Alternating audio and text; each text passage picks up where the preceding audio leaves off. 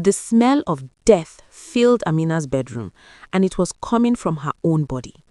6 days after giving birth to the miracle baby she had waited 4 years to hold, Amina thought the hardest part was over. After 4 long years of waiting, praying, and enduring whispers from family members who wondered what was wrong with her, she finally held her miracle baby in her arms. Her daughter, her blessing, her answered prayer. The delivery had been difficult, but the doctors assured her everything was fine. The nurses smiled as they discharged her. "Go home and enjoy your baby," they said. But 3 days later, something was very, very wrong. Something the doctors didn't warn her about. Something that would turn her miracle into a nightmare. Something that would make her realize that the greatest danger wasn't the 4 years of waiting. It was what came after. This is Amina's story, and before it's over, you will learn a lesson that could save your life or the life of someone you love. Amina sat on the wooden bench outside the small clinic in her neighborhood, watching pregnant women come and go. Each rounded belly was a reminder of what she did not have. For 4 years now, she and her husband Kofi had been trying to have a child. 4 long years of prayers, hospital visits, herbal remedies, and the whispered questions from relatives who wondered if something was wrong. "Maybe you should try another doctor," her mother-in-law would say during family gatherings, her voice loud enough for everyone to hear. "My son needs children. Every man needs children." Amina would smile and nod, but inside her heart would break a little more each time. Kofi always defended her. "We are trying, Mama. These things take time. God will bless us when He is ready." In their small community in Ghana, a woman without children was often pitied or blamed. Some people said she must have done something wrong in her past. Others suggested she visit the traditional healer in the next village. But Amina kept her faith strong. She prayed every morning and every night. She refused to give up hope. The couple had visited many doctors. They did tests and examinations. Some doctors said there was nothing wrong. Others prescribed medications that made Amina tired and emotional. The treatments were expensive, costing money they had been saving for other dreams. But Kofi never complained. He worked extra hours at his carpentry shop, making furniture and fixing things for people in town. "One day," he would tell Amina as they lay in bed at night, "we will have our child, and all this waiting will make us appreciate that blessing even more." Then one morning in the 5th year of their marriage, Amina woke up feeling different. She had missed her monthly cycle, but this had happened before with the medications. She did not want to get her hopes up. But there was something else, a strange feeling in her body, a gentle tiredness and a sensitivity to smells she had never experienced before. "Kofi," she whispered to her husband one evening, "I think I might be pregnant." Kofi's eyes went wide. "Are you sure? Have you done a test?" They went to the pharmacy together the next day and bought 3 different pregnancy tests just to be certain. When all 3 showed positive results, they held each other and cried tears of joy in their small bathroom. They were finally going to be parents. The news spread through their community like wildfire. Family members came to celebrate, friends brought gifts. Even her mother-in-law, who had been so critical before, now smiled and hugged Amina tightly. "God has answered our prayers. Now you must take good care of yourself and my grandchild." Amina attended all her prenatal appointments at the government hospital in the city. It was a large, busy place, always crowded with patients. The doctors were professional but often rushed. Still, they assured her everything was progressing normally. Her baby was growing well, she was healthy, everything would be fine. As her belly grew round and beautiful, Amina glowed with happiness. She spent her days preparing for the baby, washing tiny clothes and arranging the small nursery they had created in the corner of their bedroom. Kofi built a beautiful wooden crib with his own hands, carving little stars and moons into the headboard. When Amina's water broke one evening, 9 months after that positive test, Kofi rushed her to the hospital. The pains came quickly, strong contractions that made her grip the hospital bed rails. The delivery room was busy that night. Several women were giving birth at the same time. The nurses moved quickly between rooms and the doctors seemed overwhelmed. After 12 hours of labor, Amina finally delivered a beautiful baby girl. She weighed 3.2 kilograms and had a full head of black curly hair. When the nurse placed the baby on her chest, she forgot all the pain. She forgot the 4 years of waiting. All she could see was this perfect little person, her daughter, her miracle. "It is beautiful," Kofi said, tears streaming down his face. "What should we name her?" "Essie," Amina whispered. "She is born on Sunday, our Sunday blessing." But the delivery had not been easy. During the birth, Amina had suffered a cervical tear. The doctor had to stitch the wound, a common procedure after difficult deliveries. The medical team worked quickly. They used pads to absorb the blood and clean the area as they stitched. The room was busy. Nurses came in and out. Someone was calling the doctor to another emergency. There was confusion, rushing, too many things happening at once. And in that chaos, something terrible happened. Something that should never happen in any hospital. When they finished stitching Amina's cervical tear, the doctor moved on to the next patient. The nurses cleaned up the room. Amina was moved to the recovery ward with baby Essie in her arms. Everything seemed fine. The first day after delivery was difficult, as it always is for new mothers. Amina's body was sore. She was learning to breastfeed. She was exhausted but too excited to sleep much. The hospital kept her for 2 days for observation, and during that time, she felt the normal discomfort that comes after childbirth. When it was time to go home, Kofi came to help her pack their things. As he helped her change into her clothes and put on her underwear, he noticed something strange. "Amina," he said, frowning, "what is this white thing here?" Amina looked down. There was indeed a small whitish material visible. She felt a moment of confusion, but then remembered the stitches. "Oh, that must be the thread they used to stitch the tear I had. The nurse told me the stitches would dissolve on their own. It is probably just the material they used. It will dry up with time." Kofi did not look convinced, but he trusted her wife's explanation. After all, she had been talking to the doctors and nurses. She would know better than him about these medical things. They left the hospital with baby Essie, excited to start their new life as parents. Family members came to visit. They brought food and gifts. Everyone wanted to hold the baby and offer advice. In all the excitement and joy, Amina tried to ignore the discomfort she was feeling in her body. But over the next few days, things got worse. The white material that was showing became more visible. It was coming out more, and the part outside was bigger than what Kofi had first seen. Amina was confused and worried, but she kept telling herself it was normal. Maybe it was just part of the healing process. Then the smell started. At first, it was just a faint, unpleasant odor that Amina noticed when she used the bathroom. She tried to keep herself extra clean, washing carefully during her sit baths, but the smell got stronger each day. By the 4th day, it was terrible. It was not like any normal body odor. It smelled like something was rotting, like something had died. Kofi noticed it too. When he came into their bedroom, he would immediately notice the smell.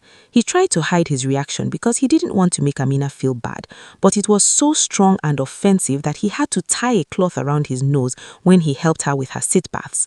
"Maybe it's just part of the healing," Amina said, though she was becoming more worried. "My body went through a lot during delivery. Maybe this is normal." But deep down, she knew something was very wrong. The pain was getting worse too. She could barely walk. Sitting down was agony. She couldn't sleep at night because of the discomfort. She took painkillers, but they barely helped. The night before baby Essie's naming ceremony, which was to be held on the 7th day after birth according to their tradition, Amina knew she could not continue like this. She did her sit bath that evening, hoping it would help, but the smell became even worse. The warm water seemed to make the odor stronger. She sat in the bathroom, tears running down her face, wondering what was happening to her body. She did not sleep that night. The pain was too intense. While Kofi snored softly beside her and baby Essie slept in her crib, Amina lay awake, suffering. Finally, at 3 in the morning, she picked up her phone and messaged her elder sister, Naomi. "Sister, I need help," she typed. "Something is wrong with me. There is a terrible smell coming from my body, and I am in so much pain. I do not know what to do." Even though it was very early in the morning, Naomi responded quickly. "What kind of smell? Describe it to me." Amina described everything: the white material showing, the increasingly offensive odor, the pain that would not go away. Naomi's response made her blood run cold.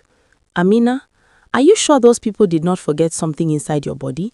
This does not sound normal at all. You need to check properly. How can they forget something? Amina wrote back. This is a hospital. They are professionals. How can they be that careless? But Naomi insisted. Sister, I have heard stories. Medical negligence is real. You need to check. Can you see what that white thing is? Take a video of it and send it to me. Better yet, send it to someone who works in the hospital. Amina's hand shook as she positioned her phone to take a video of the area. It was difficult and embarrassing, but she was desperate. When she saw the video herself, she felt sick. The white material looked like fabric, not like any dissolving stitch material. She remembered one of the nurses from the hospital, a kind woman named Ajoa, who had been gentle with her during the delivery.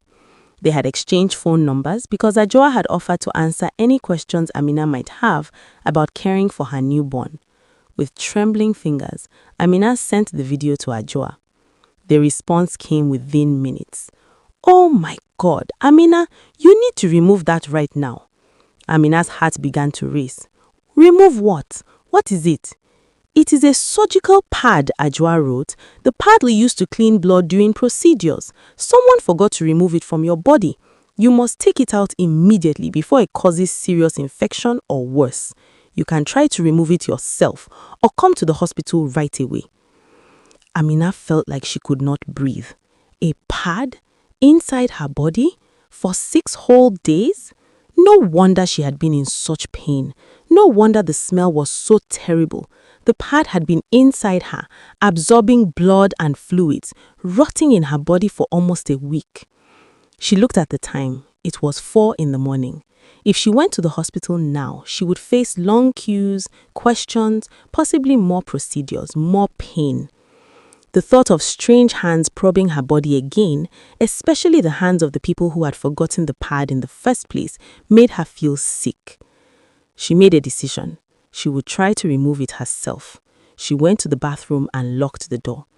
She had given birth to a baby. She could do this. With shaking hands and tears streaming down her face, she began to gently pull at the material that was showing. The pain was incredible. She had to bite down on a towel to keep from screaming and waking Kofi and the baby. Slowly, carefully, she pulled. More of the white material emerged. It was larger than she had imagined. The smell that came with it was overwhelming. She had to stop several times to vomit. It took hours of pain, tears, and determination. But finally, she pulled out the entire surgical pad. It was soaked with old blood and fluids, discolored and foul. She stared at it in horror and disbelief. This had been inside her body. This had been rotting inside her for 6 days while she suffered, while she thought she was just experiencing normal post-delivery pain. She wrapped the pad in multiple plastic bags and hid it in the bathroom trash.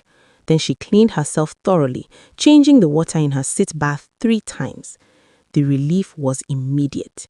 Yes, she was sore from the removal process, but the terrible pressure and pain she had been feeling was gone. The awful smell began to fade. When Kofi awoke that morning, he immediately noticed the difference. "The smell is gone," he said, looking around the room in surprise. "What happened?" Amina told him everything. As she spoke, Kofi's face went from confusion to shock to anger. "They left a pad inside you for 6 days? They almost killed you. We need to report this. We need to sue them. This is criminal negligence." But Amina was tired. She was so tired of fighting, tired of pain, tired of hospitals. All she wanted was to enjoy her baby girl, to celebrate the naming ceremony, to heal in peace. "We will deal with it later," she said. "Right now, I just want to be healthy for Essie. I just want to be a mother to my daughter." The naming ceremony went ahead that day as planned. Family and friends gathered to celebrate baby Essie. They prayed and sang and ate jollof rice and fried chicken. Everyone commented on how beautiful the baby was, how blessed Amina and Kofi were after waiting so long. Nobody at the party knew what Amina had been through. Nobody knew about the hospital's terrible mistake. She smiled and accepted congratulations, held her baby close, and thanked God that she was alive. In the weeks that followed, Amina slowly healed. Her body recovered from the ordeal, but the experience changed her. She realized that hospitals, for all their modern equipment and trained staff, were run by human beings who could make mistakes. She learned that patients must be vigilant, must ask questions, and must not assume that everything is fine just because they are in a medical facility. She did eventually report the incident to the hospital management. There was an investigation. The nurse who had been responsible for counting the surgical materials was reprimanded. The hospital apologized and reviewed their procedures to ensure such an incident would not happen again. But no amount of apology could erase what Amina had gone through. Years later, when Essie was old enough to understand, Amina told her the story of her birth, not to frighten her, but to teach her important lessons. "My daughter," she said, "your birth taught me many things. First, it taught me that miracles are real. After 4 years of waiting, God blessed us with you. Never stop believing in miracles, even when things seem impossible. But it also taught me that we must be careful and vigilant in this world. Even in places where we expect to be safe, mistakes can happen. Even people who are trained to help us can sometimes fail. This does not mean we should not trust anyone, but it means that we should always pay attention, ask questions, and speak up when something feels wrong. If your father had not noticed that white material on the first day, if I had not listened to your Auntie Naomi's advice, if I had not been brave enough to check and remove that pad myself, I might have become very sick. I might have died, and you would have grown up without a mother. So I want you to remember these lessons. First, do not suffer in silence. If something feels wrong in your body, speak up. Second, do not be afraid to question authority. Medical professionals are human beings who can make mistakes. Third, be your own advocate. Learn about your body, pay attention to warning signs, and do not ignore them. And finally, my daughter, when you see negligence or carelessness that harms others, do not stay silent. Report it. Fight against it. Because the next person might not be as lucky as I was. The next person might not have a sister who asked the right questions, or a nurse friend who could identify the problem, or the courage to fix it themselves. We must hold people accountable, especially those whose job is to protect and heal us. That's how we make the world safer for everyone. Today, Amina is a health advocate in her community. She speaks at women's groups about medical rights and the importance of being informed patients.